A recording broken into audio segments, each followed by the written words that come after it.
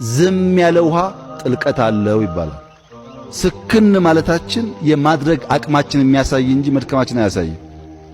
ስክነት ለጣዕም ውጤት፣ ለጣዕም ልኬት፣ ለጣዕም ማማር።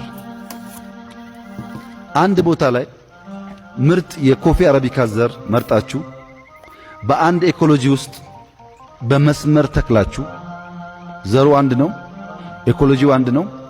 በመስመር ዘርታችሁ በኢሪጌሽን ካደገ በኋላ በሰው እጅ ለቅማችሁ በአንድ ማሽን አጥባችሁ በአንድ ማሽን ቆልታችሁ በአንድ ማሽን ወቅጣችሁ በአንድ ጀበና አፍልታችሁ ከፈላ በኋላ ለስክነት የሚገባው 3 ደቂቃ ሆኖ በ1 ደቂቃ በመቅዳትና በ3 ደቂቃ በመቅዳት ምክንያት ብቻ የቡናው ጣዕም ይበላሻል። የቡናውን ጣዕም የሚያደርገው አንድ ዘር መሆኑ፣ አንድ ቦታ መተከሉ፣ አንድ ቦታ መቆላቱ ምናምን ብቻ አይደለም፣ መጨረሻ በስክነት መቀዳቱም ጭምር ነው። እኛ ብዙዎቻችን በመተባበር በመደመር አምነን ሊሆን ይችላል።